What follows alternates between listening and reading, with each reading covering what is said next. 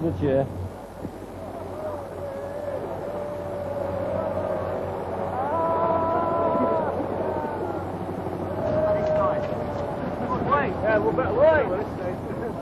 We came here in order to help the people of these islands. That, as I see it, is the basic difference between ourselves and the Argentines. They were fighting for the islands, and we were fighting for the islanders.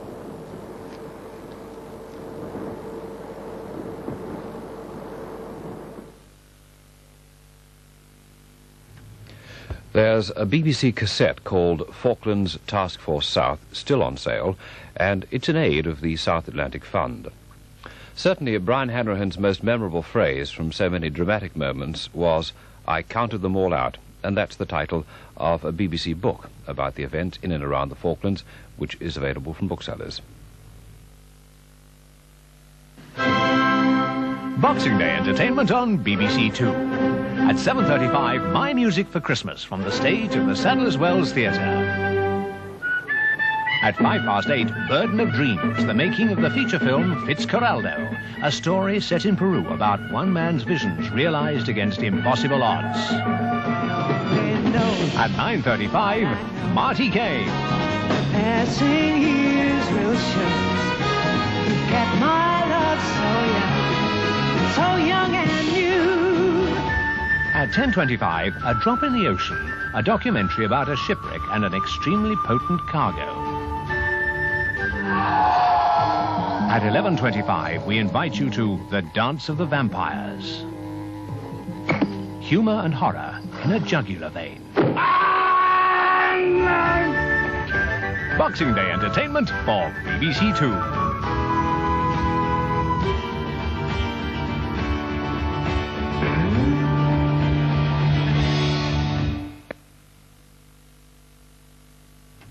Now, Jilly Cooper offers her personal view of the Merry Wives of Windsor, putting Shakespeare in perspective.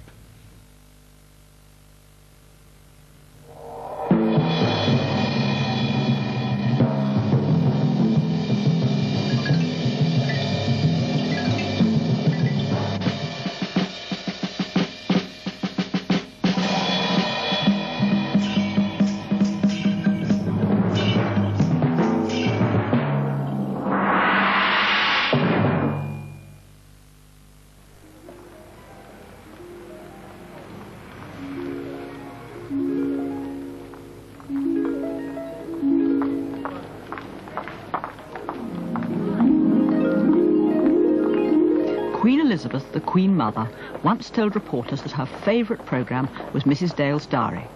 "I try never to miss it," she went on, "because it's the only way of finding out what goes on in a middle-class family."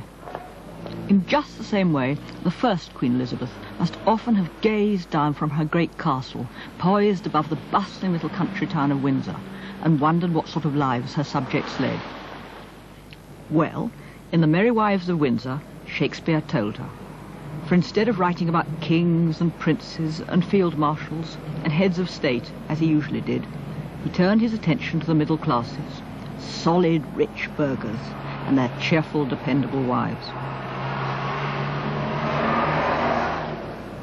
Of all Shakespeare's plays, this one is most likely to tell us what life in Elizabethan England was really like.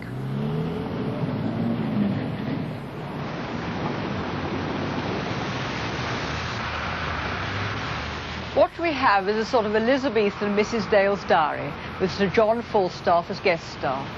Falstaff, in fact, had already made an appearance in Shakespeare's King Henry IV, and the Queen is said to have been so enchanted by the character that she asked Shakespeare to write another play showing the fat knight in love. Shakespeare, being a true pro, responded with alacrity and produced The Merry Wives, all 5 acts of it, in a fortnight flat. The Queen, according to tradition, was delighted. And so she should have been, for The Merry Wives is a marvellously funny knockabout comedy, which, because it was written so fast, crackles along at a rip-roaring pace with never a dull moment.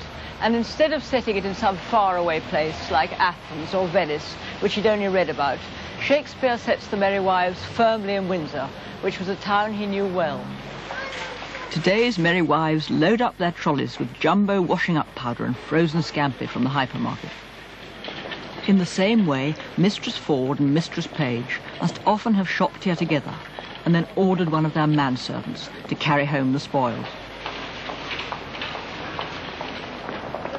With so many overseas markets opening up, Elizabethan England was for some people a land of opportunity, and the newly rich middle classes in particular were ostentatiously hospitable. When you dined out, according to a contemporary report, there were so many dishes on the table they had to be piled one on top of another.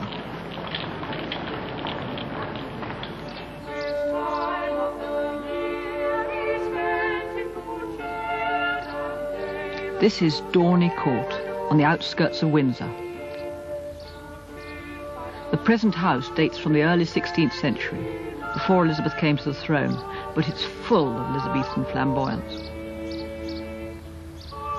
The intricate brick patterns and that splendid carving on the gable ends all illustrate an intense love of showing off.